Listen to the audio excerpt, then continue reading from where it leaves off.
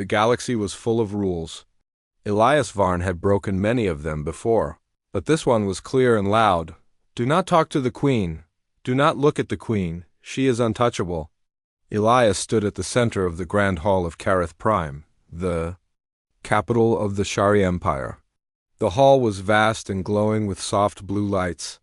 The floor shined like ice. Tall silver statues of old Shari kings watched silently from every corner. Many species stood around him, diplomats, leaders, warriors, and scientists. The Peace Summit was the biggest event in 50 years. Humanity was new to this side of the galaxy. Earth had sent Elias to show they were peaceful, intelligent, and ready to work with others. Elias was young, only 35, with sharp eyes and a steady voice. He wore Earth's formal suit, black with a silver stripe, and held a translator device on his belt. He had prepared for every part of this mission, the languages, the customs, the laws. But no book, no file, no training had prepared him for the Queen of the Shari. Her name was Serenia. No human had ever seen her. She did not attend meetings. She did not answer messages. She ruled from the shadows through her high Circle 7.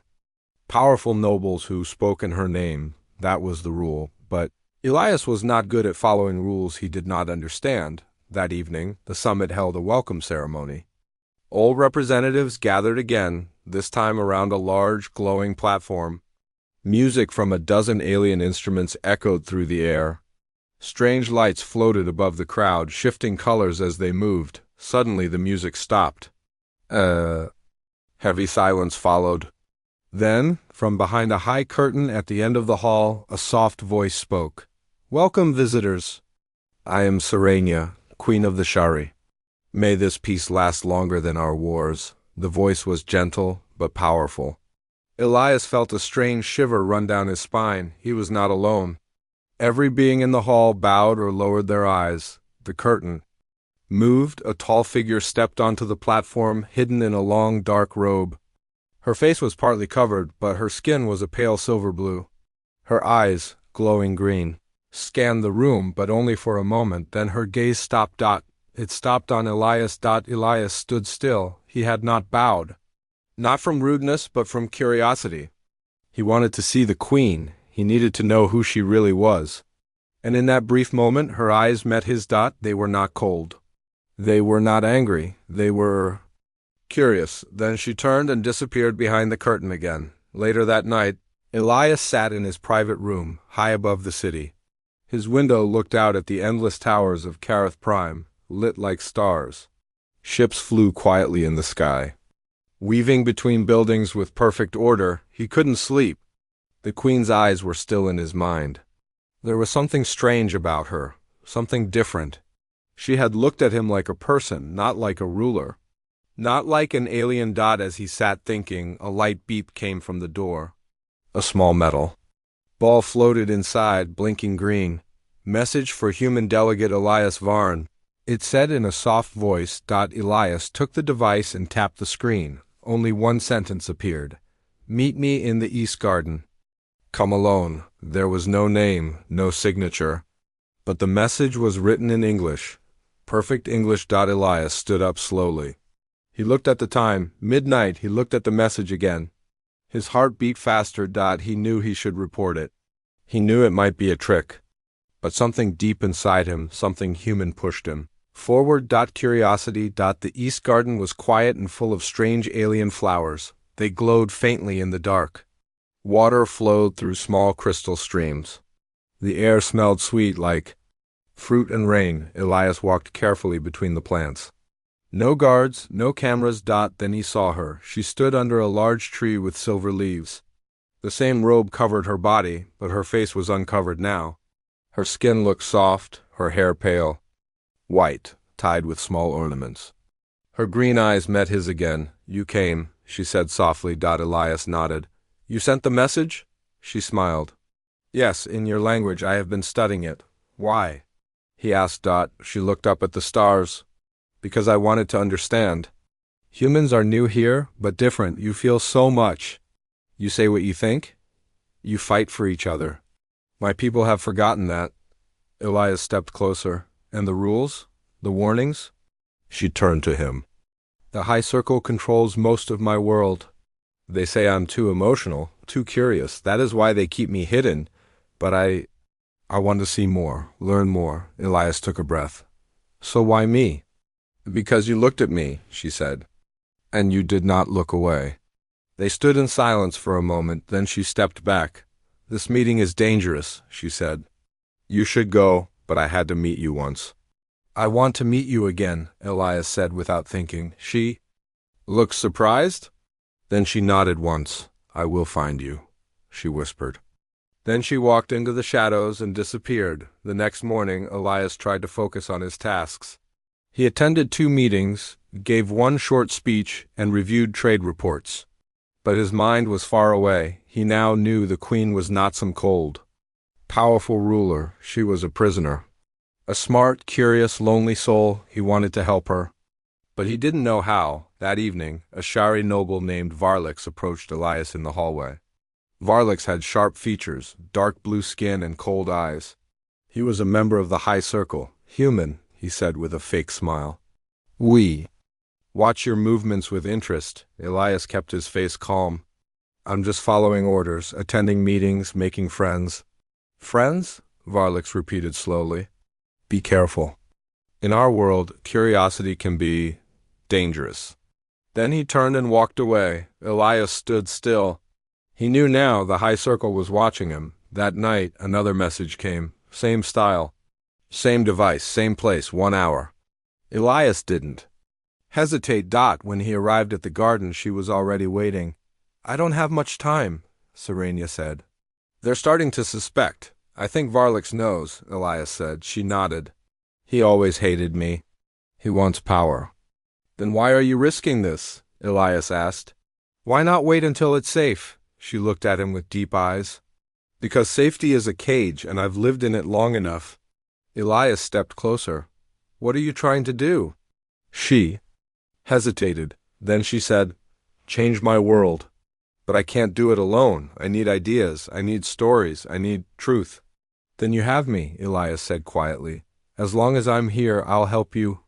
A pause. Then she reached out, gently touching his hand. You're not like the others, she said. You're not untouchable, he replied. She smiled. For the next few days, Elias tried to act normal. He went to all the meetings. He gave his reports. He smiled when others talked and asked the right questions, but inside, his thoughts were burning like fire. He had met the queen, not once, but twice. She was real. She was curious.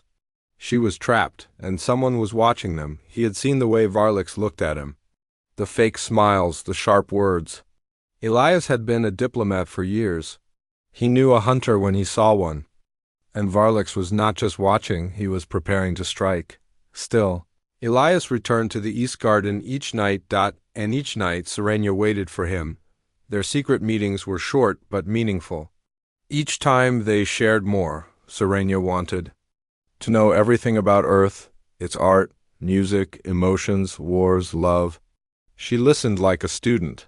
Her green eyes lit up when Elias told her about human poets, dancers, and rebels. Elias learned about the Shari too. They were a proud race, long-lived, intelligent, and calm.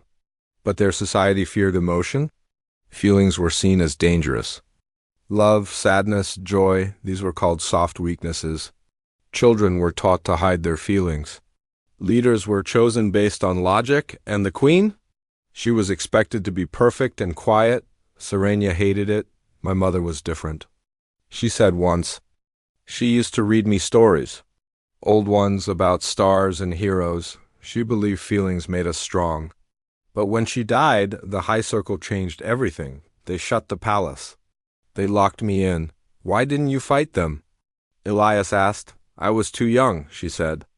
And now, I'm alone. No, Elias said softly, you're not. One night, Serenia arrived with a new look in her eyes. Her face was calm, but her voice was strong. I've decided something, she said. Elias stood taller. What? Is it? I want to change the Shari way, not just in secret. I want to step into the light. Show the people I'm not a quiet puppet. Elias was quiet for a moment. That's dangerous. I know, you'll make enemies. I already have. Elias took a deep breath. Then we do this together. Carefully, Serenya's eyes narrowed slightly. I've already made the first move. He tilted his head. What did you do? I told one of my guards to bring in a thinker, a scientist who believes in reform. He's waiting in the old library. I want you to meet him. When? Tonight? The old palace library was hidden beneath the main court. It hadn't been used in years. Dust covered the floors, but the books, strange glowing tablets and ancient scrolls, were untouched. Elias followed Serenia into the room. 2 guards waited outside, dressed in royal black. Inside stood a tall Shari man with pale violet skin and silver markings across his face. Human, the man said in a deep voice. I am Yalan Voss, former Minister of Knowledge. I was removed for emotional thinking. Elias stepped forward and shook his hand. Then we might get along. They sat down and talked for hours. Jal Ian had ideas, big ones. He believed emotion was not weakness, but a tool. He believed the queen had the power to unite old and young Shari, but only if she showed courage and connection. Your people respond to truth, he said. They are not machines. If you speak to them from the heart, they will listen. But the High Circle will try to stop it, Serenia said. Then you must break their grip, Yalan replied. And I think the human can help. Elias looked at them both. How? Yalan smiled. We make the people see you. Not the puppet queen, not the silent crown, the real Serenia. In the following days they made a plan Serenia would give a speech during the closing ceremony of the Peace Summit.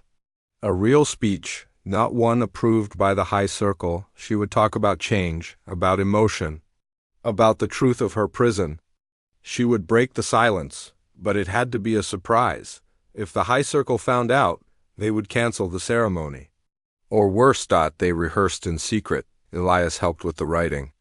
Yalan used his old codes to send private signals to reformers across the city. Some were scholars. Some were guards. Some were even part of the palace staff. A quiet rebellion was forming, but Varlix was not sleeping. He had seen Elias and the queen meet again. He had heard enough. And now he made his move. One evening, as Elias left his room, 4 armored Shari guards blocked his way. You are under arrest? They said. For what? Elias asked calmly. The answer came from behind the guards. Varlix stepped forward. For emotionally contaminating the queen, he said coldly. You will face trial and execution if found guilty. Elias did not fight. He let them take him. But as they dragged him through the hall, he looked up and saw Serenia watching from a high window. Their eyes met. She nodded. She would not stay silent. The trial took place the next day. It was fast, public, and full of lies. Varlix showed recordings of Elias and Serenia together in the garden. He called them proof of manipulation. He used emotion to twist the queen's thoughts, Varlix said loudly. He broke our laws. He broke our future. The High Circle, silent and grim, nodded slowly. Elias stood straight. He said nothing. He had agreed with Serenia. No defense. No arguments, because the real battle was not in the trial. It was in the speech. And as the trial neared its end, the doors of the chamber suddenly opened. Queen Serenia entered, not in her robe. Not hidden, she wore the royal crown of stars, a symbol not used in over 100 years. Her gown was white with golden lines, glowing slightly with energy. Her face was calm, but her eyes burned with purpose. The crowd gasped. Varlix froze. The High Circle stood in confusion. Serenia raised her voice. This trial is false, she said. This human is my guest, my teacher, my equal. A wave of whispers filled the room. I speak today not with fear, but with truth, she continued. Our people have forgotten emotion. We have called it weak, but it is what gives us life. She turned to the crowd. Love is not weakness. Joy is not danger. Curiosity is not shame, Varlix shouted. You are out of order. Serenia ignored him. Today I claim an ancient right. The trial of the mind. I challenge you, Varlix. Before the people, winner takes the crown. The High Circle gasped. The trial of the mind was old law. A battle not of swords, but of thoughts.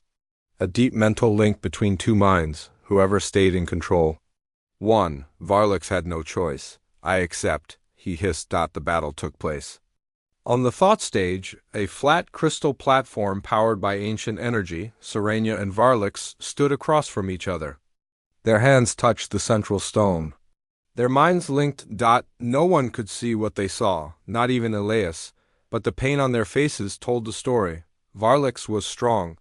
He pushed memories of fear, doubt, failure, but Serenia fought back with beauty, love, music, and emotion. She showed him stars, poems, stories, and hope. The link flashed bright and then broke. Varlix collapsed.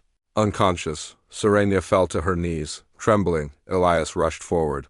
He held her carefully. The high circle stood silent. Then one member, the oldest, stepped forward and knelt. All hail the Queen, she said. One by one, the rest followed. That night, Elias was free. He walked through the palace, thinking it might be his last day here. He had done his part.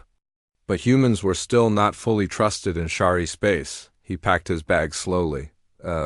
Knock came at the door. It was Serenia. She looked tired, but calm. Her crown was gone.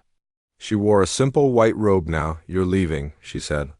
I thought I should, Elias replied. She stepped closer. You came from a world I didn't know. You brought ideas that scared me. You looked at me like I was real. Not a symbol. You are real, Elias said softly. She smiled. Then stay. Stay? Serenia nodded. Not as a guest, not as a diplomat. As my equal, my voice, my partner. Elias didn't speak for a moment. Then he dropped his bag and stepped into her arms.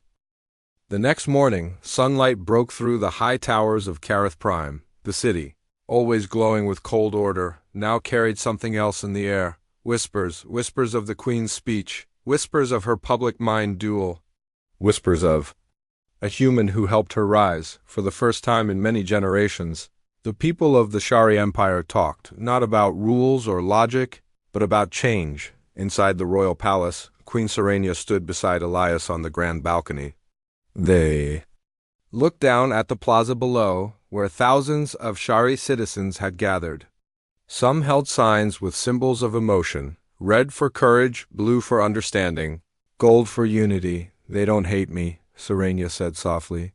They never did, Elias replied. They were just waiting for a reason to hope?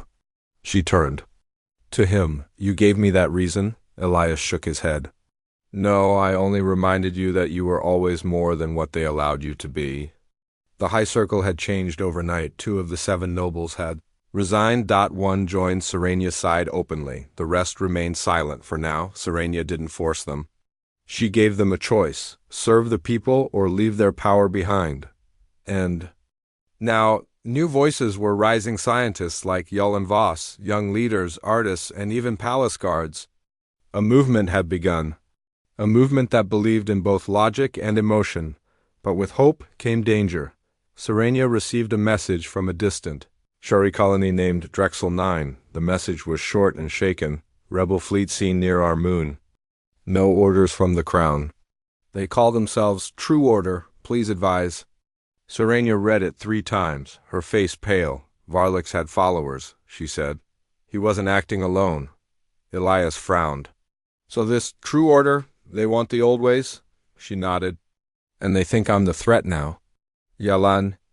Voss joined them in the war chamber, a room filled with star maps and glowing data screens. He pointed to the colony's location on the map. They have at least 3 battleships. That's not a protest.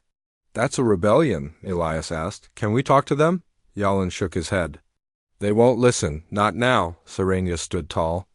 Then we show them that peace does not mean weakness. For the first time in over a century, a Shari queen personally boarded a royal cruiser. Serenia wore her battle robe silver with dark red threads and walked through the halls of the warship like a ruler reborn. Elias stood at her side, dressed in a simple armored jacket marked with Earth's peace symbol. You don't have to come, she told him. He smiled. I told you, as long as you stand, I stand too. The ship, named Starblade, launched from the palace docks. Behind it followed 3 escort ships, each filled with loyal guards and reformed nobles. Their destination, Dariex Isle-9. Their mission, face the True Order. The journey took 2 days. During that time, Serenia met with her advisors and trained for her first war speech. Elias helped her shape her words. "No threats," he said. "They expect fear. Give them strength instead." She nodded. "And what if they fire anyway?" "Then we show them what a real queen is." On the second night, while the stars moved quietly outside the ship's windows, Elias sat alone in the observation room. He was thinking about Earth. About how far he'd come. From a curious diplomat to a rebel queen's partner, he missed home. But he didn't regret anything. He felt someone sit beside him. It was Serenia. "I can't sleep," she said. "Me neither," he replied. She looked at the stars. "If we die tomorrow, will Earth remember you?" Elias chuckled. "Earth forgets fast, but I think you'll remember me." She turned to him. "I will," she said. "Always." They didn't need more words. The silence between them was soft and warm. The next morning, Drexel 9 came into view. A gray moon, half covered in ice, orbited a quiet blue planet. But around the moon hovered 3 black ships, sharp and angular, marked with red banners. The True Order. Serenia stepped onto the command bridge. "Open comes," she said. A screen lit up. A face appeared, an older Shari male, dressed in black, eyes sharp and full of pride. "I am Commander Rexon Val," he said. "Queen Serenia, your rule is a lie.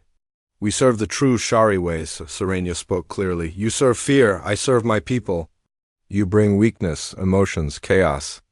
I bring unity, courage, future." Val leaned forward. "Then choose, step down, or prepare for fire." The screen cut off. Elias whispered. "That went well."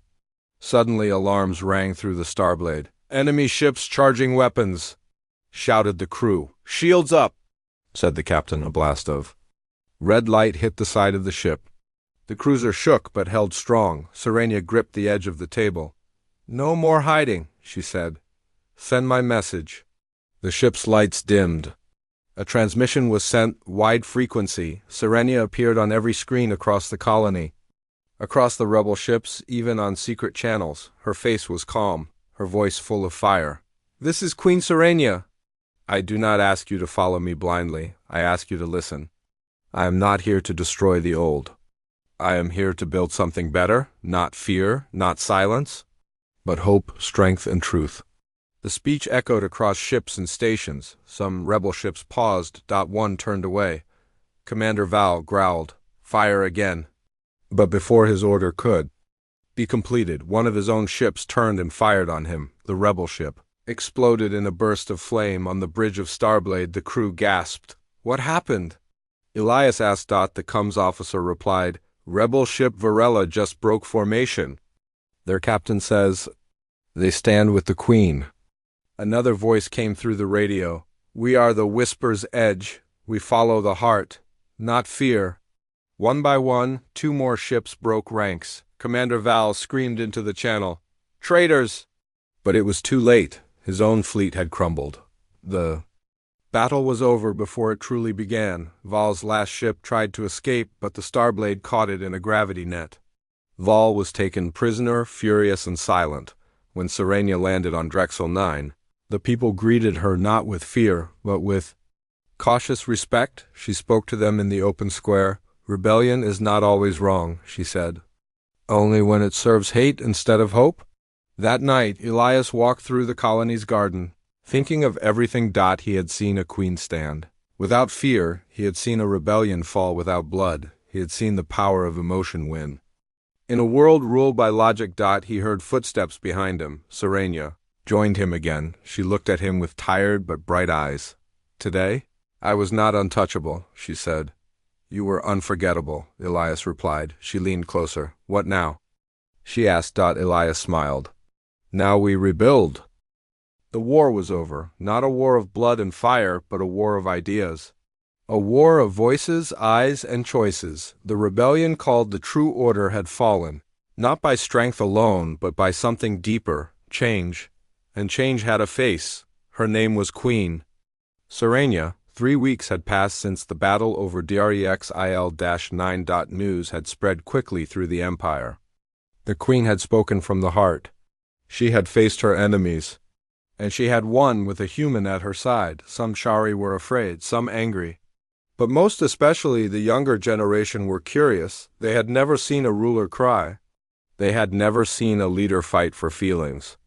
They had never seen a queen smile. Back in the royal city, Careth Prime, the palace felt different. Less cold. Less silent. The grand halls, once echoing only footsteps and orders, now carried laughter.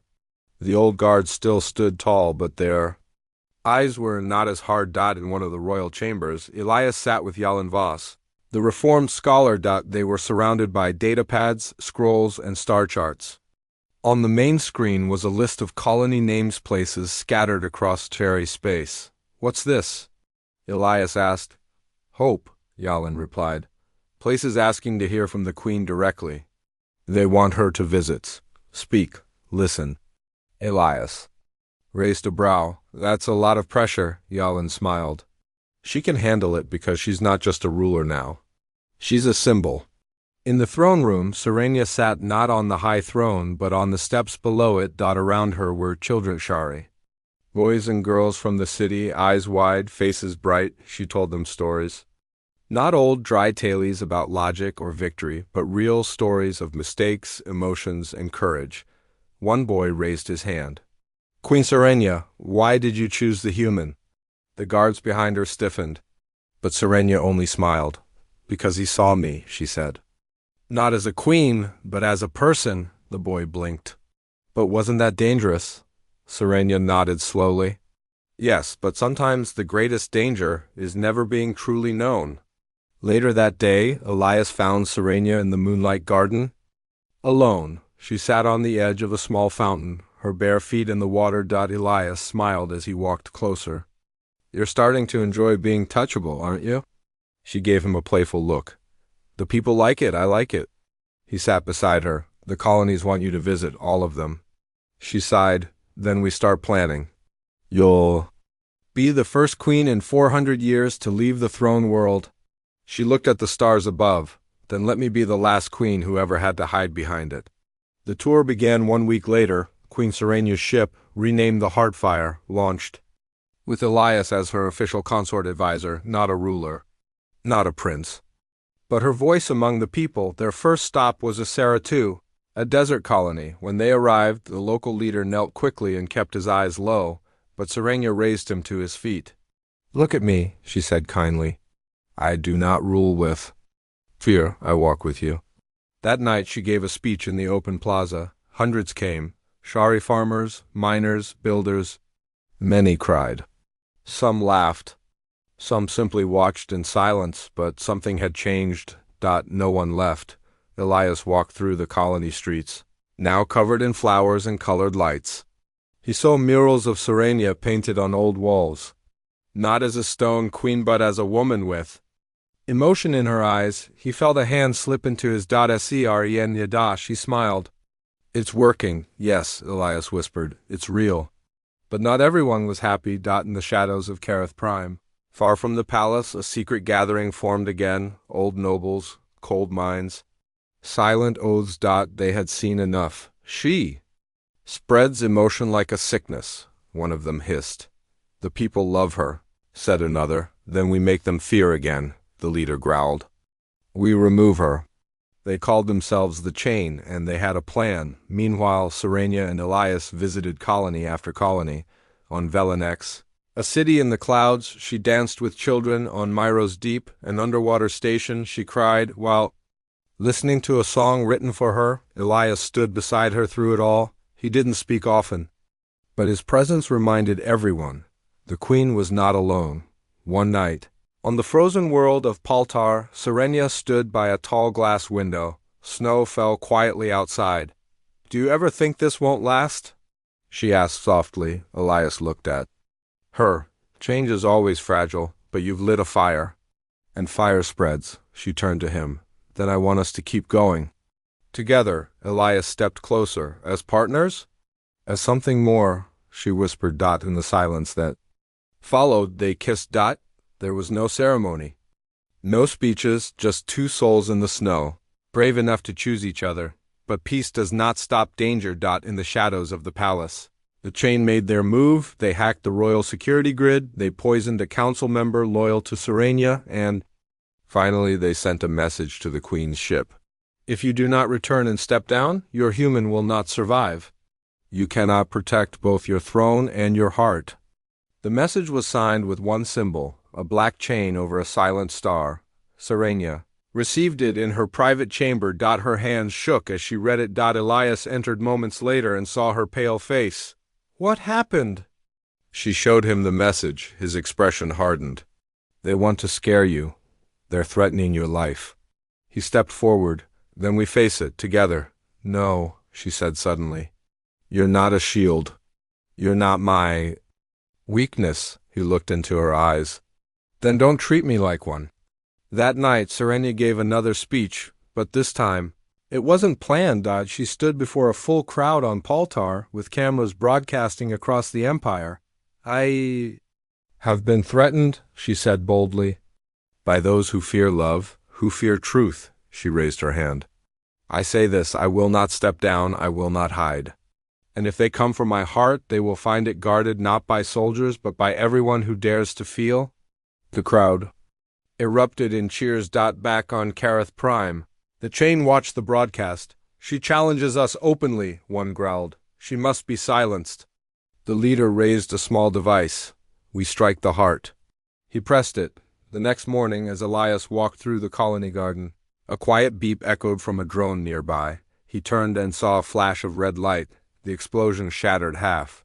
The garden wall. Guards rushed in. Sirenia screamed his name. They found Elias buried under rubble. Unconscious, blood on his face. He was alive, but just barely. The room was quiet. Too quiet. Machines beeped slowly beside Elias's body. He lay on the healing table, his chest rising and falling, his face pale under the bright lights. Queen Sirenia stood beside him. Her hands clenched, her jaw tight, her heart ached, not as a ruler, not as a symbol, but as a woman who had almost lost the one person who taught her how to feel. The explosion had been planned carefully by the chain, a shadow group of nobles who still believed in the cold Shari ways, but they had failed. Elias had survived. Barely. Double quotes. I want the one who did this. Sirenia said coldly in the war chamber. Jal. Ian Voss stood beside her, eyes dark. We traced the signal. It came from inside Kareth Prime, one of the palace's outer rooms. She turned to the captain of her personal guard. Seal the palace. Lock down every gate. No one leaves until we find them. And if it's someone from the High Circle? The captain asked. Sirenia's eyes narrowed. Then they will face the Circle's new law. 2 days passed. Elias remained unconscious. He didn't speak. He didn't move. But the machines showed signs of slow healing. Sirenia sat with him every hour, whispering softly, holding his hand. The people outside the palace lit candles and sent messages. Let the human live. Queen's fire must not fade. We stand with feeling. All across the Shari Empire, the people waited for one man to wake and for justice to rise. Finally, on the third day, Elias opened his eyes. He saw a white ceiling. He blinked. Then he heard her voice soft, trembling. Elias. He turned his head and saw her. Sirenia's eyes were wet. She grabbed his hand. You came back, she said. He smiled weakly. You still need someone to tease you. She laughed, a sound of relief and warmth. She leaned down and pressed her forehead to his. You scared me, she whispered. I scare everyone, he joked. Even angry nobles with bombs. She didn't laugh this time. Her voice turned serious. They will pay. A secret trial was held in the palace depths. 3 nobles were brought in, hands bound, eyes burning with old pride. They didn't deny it. One of them even smiled. We did it for the old ways, he said. He made you soft. We wanted our queen back.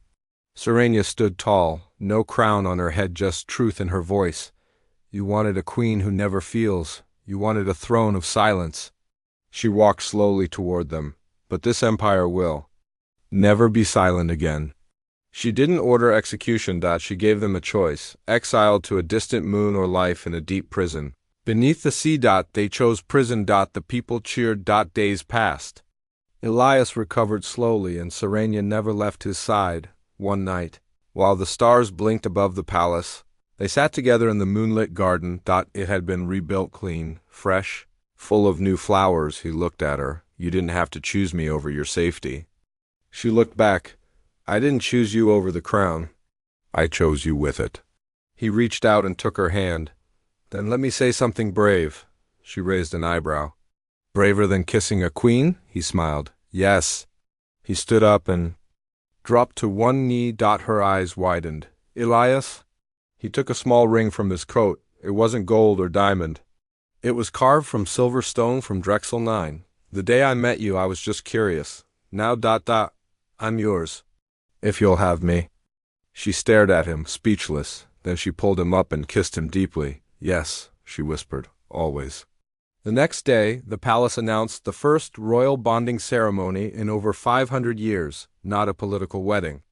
Not a power deal, but a union of heart. The people of Carith Prime filled the streets with colors. Red for courage, gold for hope, blue for love. Children painted symbols of emotion on walls. Old nobles watched in silence. Some frowned. Others finally smiled. The ceremony was held in the Sky Temple, the highest tower of the palace. Open to the stars, Serenia wore a dress of silver and white, her crystal crown glowing softly. Elias wore a dark blue robe with earth symbols across the shoulders. They stood under the open stars as the sun set. Jalien Voss read the bonding words. One heart, two souls. One voice, two worlds. One truth shared by both, that love is not weakness but power. They held hands. They made vows. They kissed. And across the empire, people cried. Because the queen was no longer untouchable. She was human now. In heart, but that wasn't the end. That was only the beginning. 1 month later, Serenia and Elias began a new project. Not war, not control, but a council of voices, a group where humans, Shari, and even other species could speak, lead, and shape the future together. The new council chamber was built in the middle of the palace garden. No high walls, no thrones, just a round table, and on it a symbol, half Shari crest, half earth peace sign connected in a circle. Elias stood beside Serenia. She gave her final speech of the season. To thousands gathered. To millions watching. To the stars themselves. They told me I was untouchable. They told me I must never feel. They told me love would break me. But I found someone who taught me something else. That love made me whole. That feeling is not weakness. That curiosity leads not to ruin but to rebirth.